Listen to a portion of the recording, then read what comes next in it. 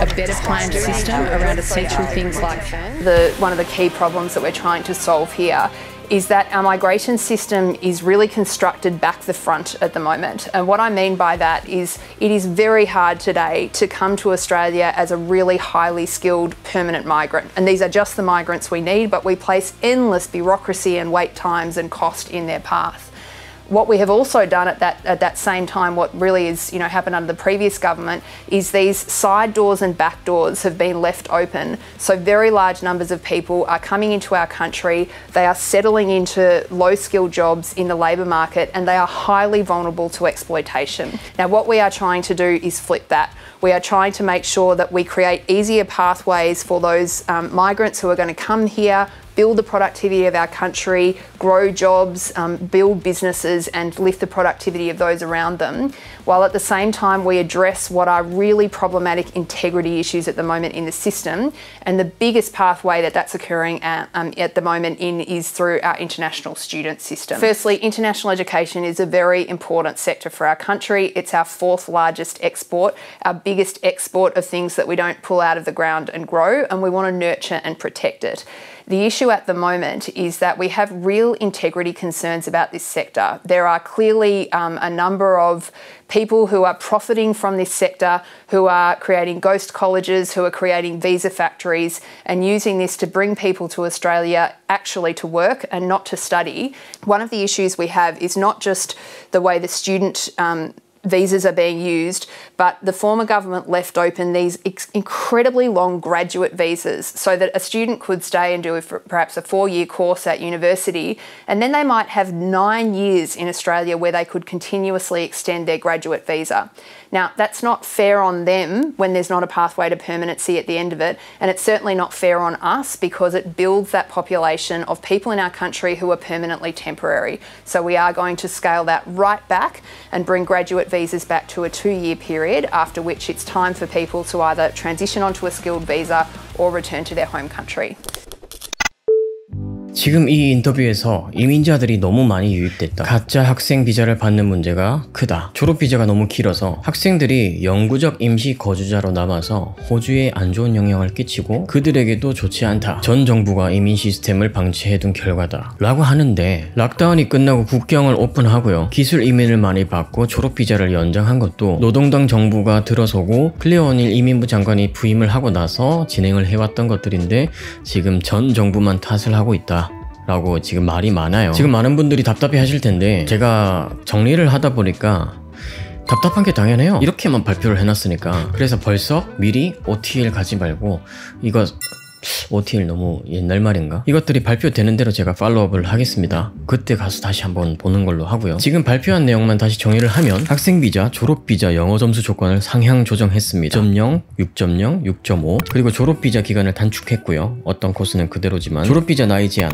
35세로 조정을 했습니다. 이게 가장 억울한 얘기 아니겠습니까? 그리고 TSS 비자를 대체할 스킬스 디맨드 비자를 발표하겠다라고 예고를 했습니다. 요까지 해서 우리가 궁금하고 답답한 거를 조금 요약해 보면, 지난 영상에 댓글로 많이 주셨던 이치밴드는 그럼 어떻게 되는 거냐, 발표 안 했어요. 디테일이 안 나왔어. 제 개인적인 추측에는 그냥 0.5점씩 올랐으니까 똑같이 이렇게 올려서 계산하면 되지 않을까라는 생각이 들긴 하는데, 이게 지금 영어 점수 준비하고 계시는 분들한테는 굉장히 중요하단 말이에요. 물론 영어 점수로 내가 넉넉하게 받을 수 있는 실력이 된다 그러면 뭐 그게 걱정 없겠죠. 그냥 높은 점수 받아버리면 끝이지.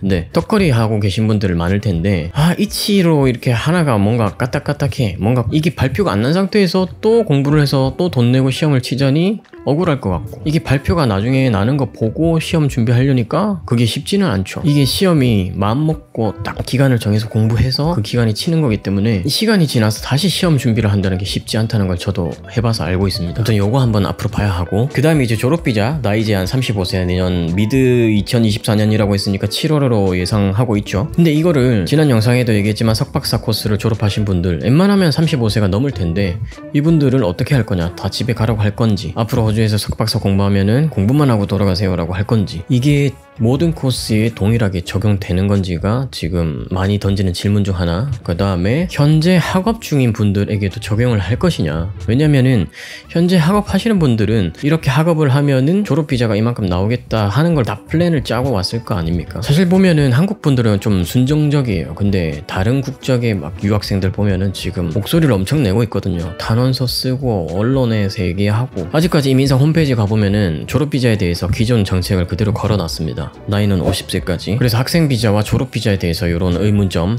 요거를 우리가 한번 지켜봐야 될 거고 앞으로. 그리고 현재 TSS 비자를 대체한다는 스킬스 디맨드 비자, 오늘 요거에 대해서 조금 디테일하게 한번 보고 영상을 마무리하도록 하겠습니다. 스킬스 디맨드 비자는 세 가지 스트림으로 나올 건데, 스페셜리스트 스킬스 파스웨이, 그 다음에 코어 스킬스 파스웨이, 에센셜 스킬스 파스웨이, 요렇게 명명합니다. 기존에 막 고소득자, 그 다음에 중간소득자, 그 다음에 저임금 기술 인력들, 요렇게 막 얘기하던 게 요렇게 나왔어요. 제가 지지난 영상에도 링크를 걸어놨지만 다시 그 파일을 링크를 걸 테니까 같이 한번 보시면 좋을 것 같아요. 여러분들이 파일을 보시려면은 41페이지부터 조금 디테일하게 보시면 도움이 될 것 같아요. 41페이지부터 쭉쭉쭉 보시면은 기존의 비자 정책은 뭐가 잘못됐고 앞으로 이런 방향성으로 가겠다 하는 내용들이 있어요. 이 많은 페이지를 간추려서 얘기하면은 패스웨이를 정확하게 하겠다. 고용주 후원 비자를 받는다면 3자 측면에서 같이 보도록 하겠다. 노동조합과 비즈니스 측과 정부 측이 호주라는 국가에 도움이 될 수 있는 방향으로 이 이민 시스템을 만들어 가겠다. 다 좋을 수 있도록. 그래서 노동자를 위해서 임금 착취가 되지 않기 위해서 티스밋을 굉장히 정확하게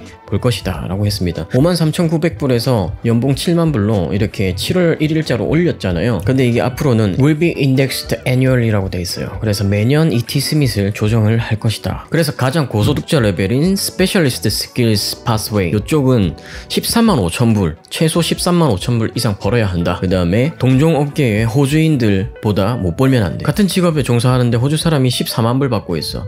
그러면 난 14만 불 이상 받아야 된다는 거죠. 49페이지부터 이 디테일이 좀 나옵니다. 직업군 리스트가 완벽하게 나오진 않았는데 여기 예시로 수소전기를 개발하는 공학관리자, 은행의 사이버 공격을 대응하는 사이버 전문가, 인공지능 전환을 도울 소프트웨어 엔지니어 등이 있답니다. 이 스페셜리스트 스킬스 파스웨이에는 트레이디나 머신 오퍼레이터나 드라이버를 제외한 모든 직업이라고 돼 있는데, 이 레벨의 비자를 받는 분들은 10% 미만일 거라고 얘기를 하더라고요. 코어 스킬은 연봉이 7만 불 이상, 대부분의 분들이 이 레벨에서 비자를 해결할 거라고 예측을 하고 있습니다. 그래서 고소득자 레벨에서 제외됐던 트레이드 하는 분들, 그 다음에 머신 오퍼레이터, 드라이버, 간호사나 의료 종사하시는 분들도 코어 스킬스 파스웨이 이쪽에 속할 거라고 얘기를 합니다. 아무튼 직업군 리스트가 많이 바뀔 거라고 얘기를 합니다. 근데 마지막 에센셜 스킬스 파스웨이라고 해서 저임금 노동자, 그러니까 저임금이라고 해서 호주에서 필요하지 않은 기술이 아니라는 거죠. 필요한 기술 인력이긴 한데 임금이 7만 불 이상 될 수 없는 직업군들이 있어요. 그죠? 그런 직업군에 대해서 리스트를 다시 짜고 어떻게 비자를 줄 건지 앞으로 계속 더 연구를 해야 된다라고 얘기가 돼 있습니다. 아까 얘기했던 52페이지 이 케어 잡에 대해서 나와 있거든요.